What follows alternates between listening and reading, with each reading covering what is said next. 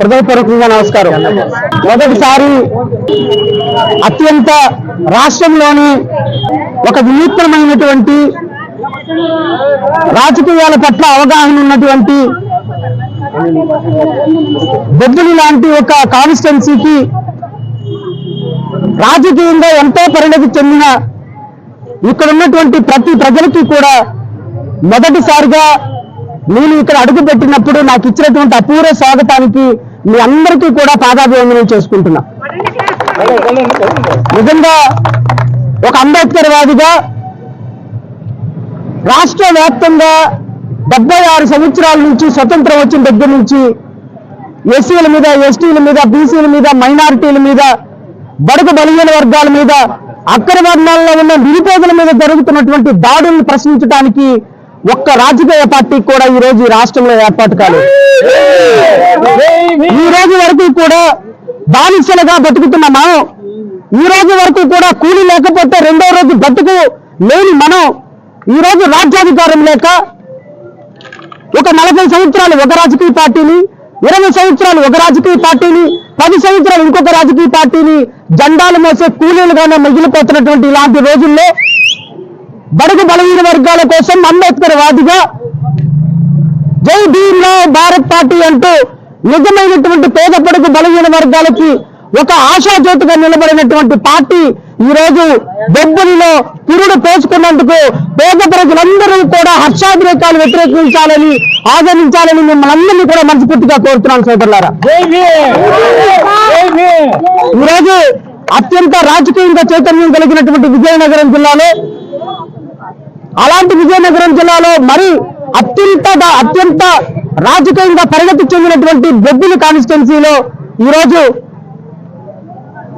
YCP పరిపాలన చేస్తున్నటువంటి గత 5 సంవత్సరాల నుంచి మట్టి దోచుకున్నారు, మైనింగ్ దోచుకున్నారు, నీళ్లు దోచుకున్నారు, నిప్పు దోచుకున్నారు, పేదవాడు బతుకుని దోచుకున్నారు.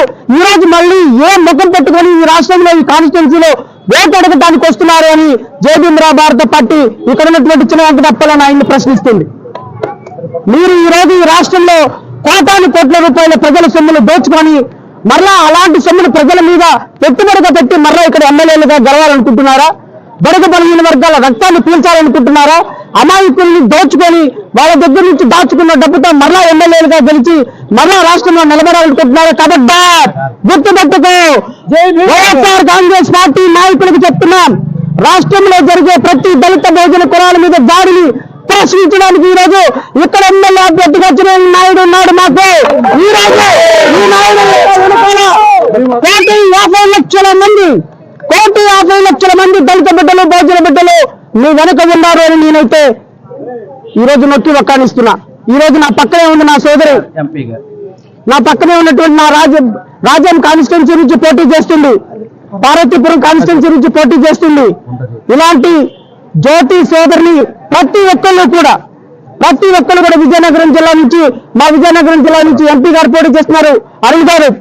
ఇలాంటి వాళ్ళందరినీ కూడా అత్యంత సామాన్యమైనటువంటి జనాలను కూడా జ్యోతి లాంటి నా చెల్లిని, నాయుడిని, అరుణ్ గారిని, ప్రతి ఒక్కరిని ఇక్కడ ఉన్నటువంటి జై భీమ్రావ్ భారత పార్టీ ఎమ్మెల్యే అభ్యర్థులందరినీ పోటీలో నిలబెడితే అలాంటి పోటీలో నిలబడిన వ్యక్తికి ఓటు వేయాల్సిన బాధ్యత మన మీద ఉందని మాత్రం మీరు గుర్తు చేసుకోండి అమ్మా. ఎందుకో తెలుసా? ఈ దుర్మార్గులకి 5,000 రూపాయలు ఒక్కరోజు మాత్రమే ఉంటాయి, కానీ మీ 5 సంవత్సరాల కష్టాన్ని తీసుకునేది జై భీమ్రావ్ భారత్ పార్టీ మాత్రమే. మీకు 5 సంవత్సరాల కష్టం వచ్చింది అంటే, పోలీస్ స్టేషన్కి వెళ్ళాలి అంటే, తహసీల్దార్ దగ్గరికి వెళ్ళాలి అంటే, ఆర్డీఓ దగ్గరికి వెళ్ళాలి అంటే, కలెక్టర్ దగ్గరికి వెళ్ళాలి అంటే మీకు 5 సంవత్సరాలు వెన్నంటుండేది నేను. నా పార్టీలో ఎమ్మెల్యే అభ్యర్థులుగా నిలబడిన ప్రతి ఒక్కరి కష్టాన్ని మా కష్టంగా భావిస్తాం. దుర్మార్గులు కోట్ల రూపాయలు దోచుకొని ఈ రోజు మన జాతిని బానిసలుగా మార్చినటువంటి ఇలాంటి దుర్మార్గులకి మనం ఖచ్చితంగా ఓటుతోనే సమాధానం చెప్పాలి. డాక్టర్ బాబాసాహెబ్ అంబేద్కర్ ఆశయ సాధన కోసం చివరి వరకు ప్రయత్నం చేస్తారని మీ అందరినీ కూడా మనస్ఫూర్తిగా కోరుతూ నాకు ఇంత అపూర్వ స్వాగతం ఇచ్చినటువంటి మీ అందరికీ హృదయపూర్వకంగా ధన్యవాదాలు తెలియజేసుకుంటున్నా. జై